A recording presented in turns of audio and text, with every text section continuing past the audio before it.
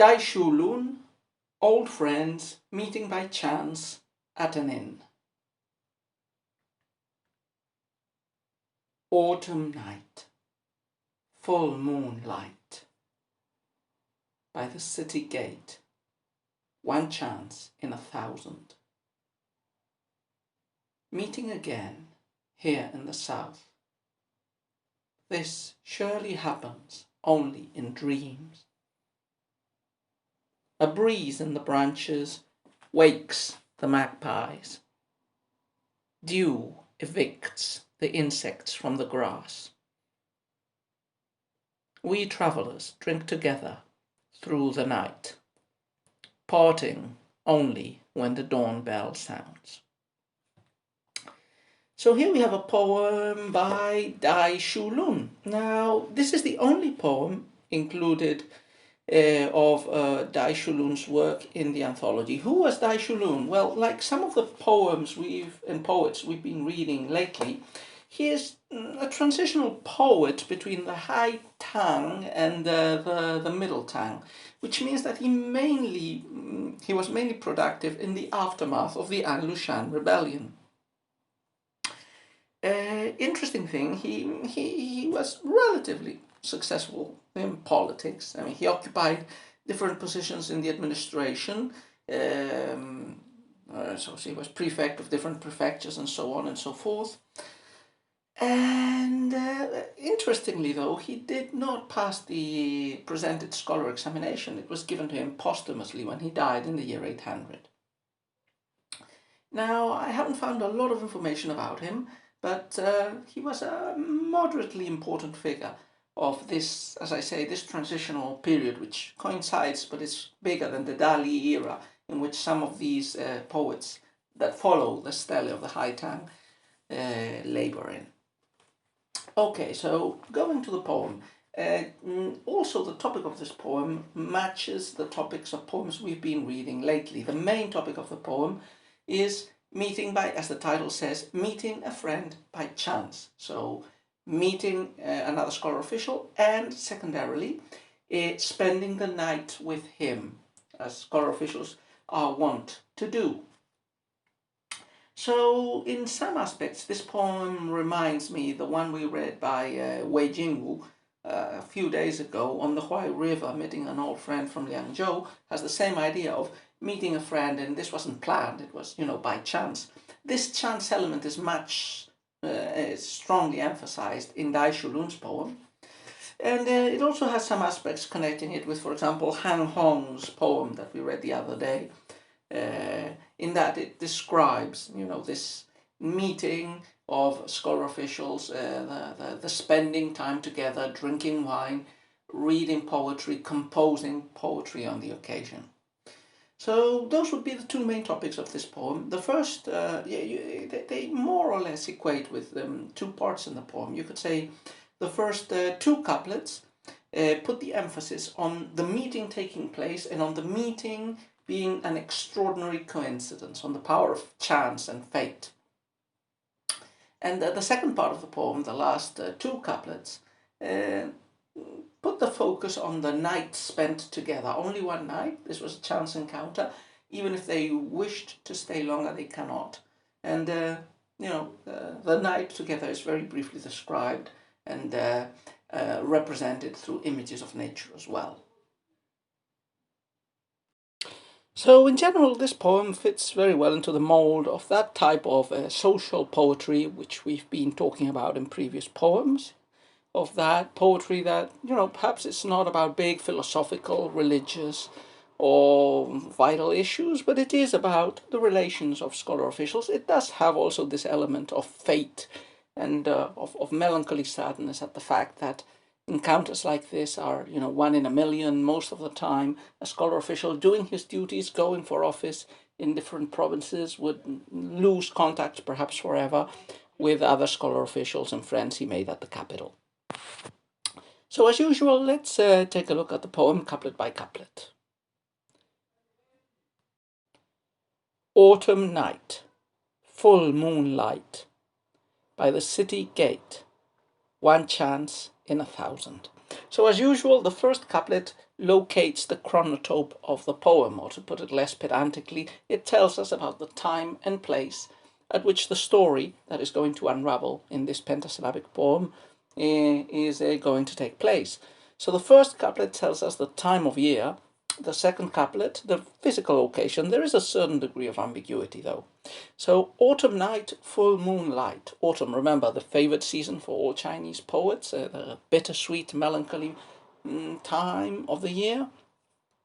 The moon is generally, you can see the moon in every moment of the year, but the autumn moon is generally considered the most beautiful, especially the harvest moon, the 8th moon of the 8th month. So it's a full moon in autumn, it's nighttime, and by a city gate, we don't get to know which city. We do get to know later that this is in the south of China, probably in the Jiangsu area or lower. So there is a chance encounter. So maybe the two scholar officials, Dai Shulun and the friend whom he meets, are passing by. They didn't know that each other was in the proximity in that area, but they meet at the gates. Perhaps one is coming in or one is coming out, or both are coming in or both are coming out. Anyway, a chance encounter, 1 in 1,000. This was not planned at all. Second couplet. Meeting again here in the south. This surely happens only in dreams. So the second couplet really extends the explanation of the first couplet. The first couplet located as the second one reflects upon this meeting and gives one more detail about the location. So we are in the south of China, and again, the unlikelihood of a chance meeting like this in such a big country like China, and with scholar officials going their separate ways, serving in office and so on. This is so incredibly unlikely. One would imagine this is like a dream thing, a dream event. Like in dreams or in fantasy and fiction, unlikely encounters take place. But we well know that in the real world, this is not so much so.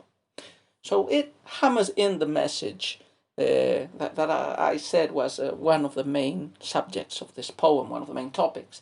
The meeting, scholars meeting, but the unlikelihood of meeting because of their, different duties and destinations and postings and so on. So this is almost miraculous, happy coincidence, happy event, in which Dai Shulun and his friend, who have been far away from each other for long, get a chance to enjoy their company, if only for a brief autumn night. And so again, this touches with the bittersweet topic of scholars meeting. Even in the best of chances, scholars meet sporadically. They have to fulfill their duties. They generally have to leave the capital.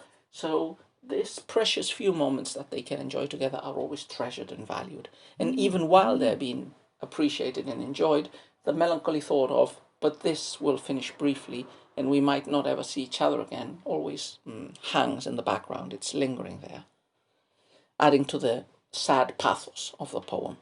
And it's also, based on a real situation. Even though we might suspect that perhaps this friend who Dai Shulun is meeting is not such a close friend, and that he might not be so strongly inclined towards this friend, or as to lament so much the perspective of not seeing him again. But this is personal interpretation. It's not included in the poem. We just speculate.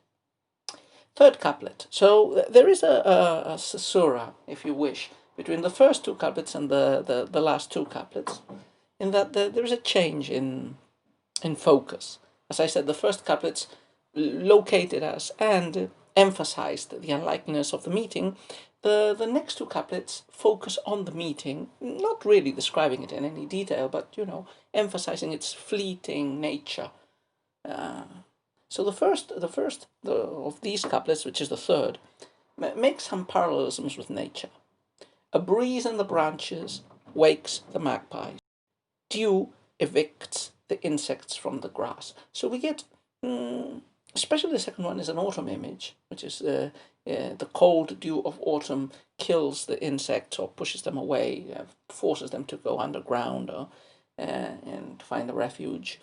Also, the breeze, that is not so much an autumn image as far as I'm aware, although breezes are associated with autumn as cool breezes as opposed to the stifling temperature of the summer. So a breeze in the branches wakes the magpies. Now these two images, magpies waking in the branches, insects being expelled, I suppose are meant to act as a backdrop and as symbols for the meeting of Dai Shulun and his friend. Dai Shulun and his friend will only be able to stay together very briefly. That is why probably they are like insects being evicted by the dew, by the morning dew. And then the last couplet will emphasize this. The breeze on the branches that wakes the magpies also seems to be pointing towards morning, towards waking up. In this case, the two poets spent probably all the night awake, enjoying each other's company, drinking wine and reading poetry. But again, the signal of the morning, the breeze waking the magpies, shows that the night is over and it's time to move on. And the last couplet really takes these natural images and makes them direct. We travellers drink together through the night, parting only when the dawn bell sounds. The scholar officials enjoyed the night together. They drank wine. They presumably read and perhaps composed poetry. Now it's morning. The morning dawn bell of a Buddhist temple sounds, and the two scholar officials, however much they enjoy each other's company, cannot stay any longer and have to go on through their different ways. This almost miraculous encounter was only a chance for a fleeting minute, for a fleeting night spent together, which, this always carries Buddhist overtones of the fugacity of life, as epitomized by the fugacity of this meeting.